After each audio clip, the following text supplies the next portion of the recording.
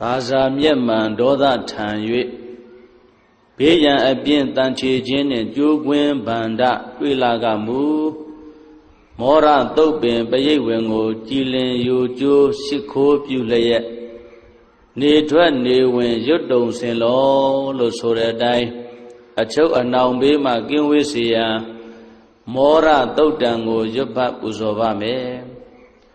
ဩရိတံမောရိတံပါရိနိဗ္ဗတံမောရယောနိယံယေနာတံဝိတာရခမာတတံဝနေစရာစိရတံဝါယမန္တာပိနေဝသက္ခိတုဂဏိတောဗျမမန္တံတိအခါတံပရိတံဓမ္မနာမဟေဥဒေတယံသကုမဧကရာဇာဟရိတဝောနောပတဝိပပါသောတန္တနမတ္တမိဟရိတဝောနံပတဝိပပါတံတယိဇာဂௌတဝိဟရေမုတိဝတံယေဗျမနာဝရကုတပ္ပဓမ္မေဒေမေနမောဒေဇမံပါလယံတောနမတုဗုဒ္ဓနာနမတုဘောရိယ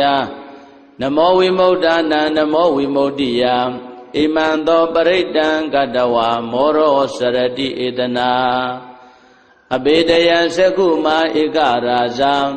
ဟရိတဝောနောပတဝိပပါသောတန္တနမတ္တမိဟရိတဝောနံပတဝိပပါတံတယိဇာဂௌတဝိဟရေမုရတ္တေယေဗျမနာဝေရကုတပ္ပဓမ္မေ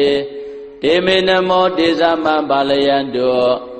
နမတုဗုဒ္ဓနာနမတုဘောရိယနမောဝိမု ddha နာနမောဝိမု ddhi ယဣမံသောပရိတံကတဝါမောရောဝါသမကပယိမောရတုတ်တံဩရခတုမောရတုတ်တံမောရတုတ်ပိတေသနာတော်မြတ်တိ